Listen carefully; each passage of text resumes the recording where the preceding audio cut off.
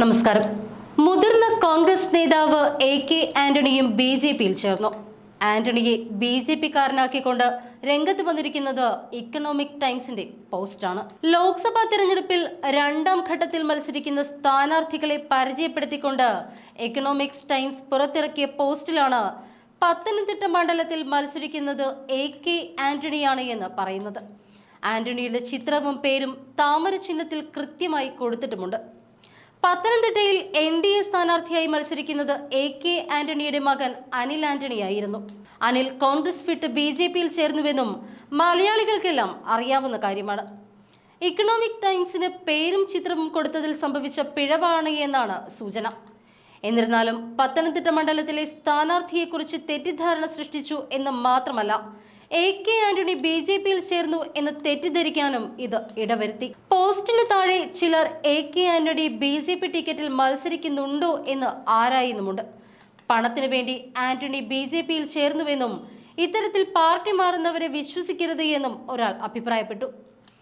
AK Antony മത്സരിക്കുന്നില്ല എന്നും മകൻ അനിൽ ആന്റണിയാണ് മത്സരിക്കുന്നത് എന്നും പോസ്റ്റ് തിരുത്തണമെന്നും മറ്റു ചിലർ. ഇത് ഗോഡി മീഡിയയുടെ മൈൻഡ് വാഷിംഗ് ടെക്നിക്കാണെന്നാണ് ചിലരുടെ വിമർശനം. ഗോഡി മീഡിയ മനഃപൂർവ്വം വരുത്തിയ തെറ്റാണിതെന്നും മറ്റു ചിലർ കുറ്റപ്പെടുത്തി. അതേസമയം തിരുവനന്തപുരത്ത് വോട്ടുള്ള അനിൽ ആന്റണി പതിവ് തെറ്റിച്ച് ഇത്തവണ ഒറ്റയ്ക്ക് വോട്ട് ചെയ്യാനെത്തി. ഒരു മാസത്തിലേറെ കാലമായി നീണ്ട തിരഞ്ഞെടുപ്പ് പ്രചരണത്തിന് ശേഷം ഇന്നലെയാണ് അനിൽ തിരുവനന്തപുരത്തെ വീട്ടിലെത്തിയത്. മുൻപ് നടന്ന തിരഞ്ഞെടുപ്പുകളിൽ അച്ഛൻ AK ആന്റണിക്കും അമ്മ എലിസബത്തിനും ഒപ്പമാണ് അനിൽ ആന്റണി വോട്ട് ചെയ്യാൻ എത്തിയിരുന്നത്. തനിക്ക് പത്തനംതിട്ടയിലേക്ക് പോകേണ്ടതുള്ളതിനാലാണ് രാവിലെ ഒറ്റയ്ക്ക് വോട്ടിടാൻ എത്തിയത് എന്നാണ് അനിൽ മാധ്യമപ്രവർത്തകരോട് പറഞ്ഞത്.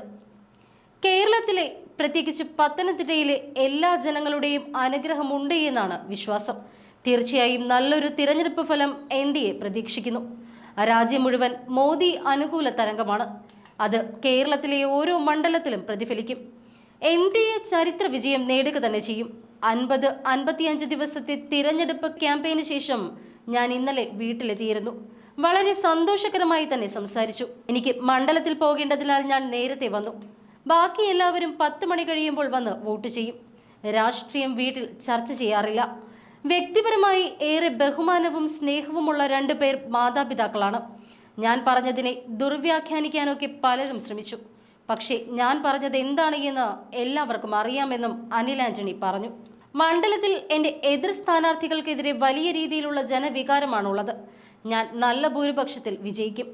4.5 ലക്ഷം വോട്ടുകളാണ് ഞാൻ പ്രതീക്ഷിക്കുന്നത് എന്നും അനിൽ ആന്റണി പറയുന്നു.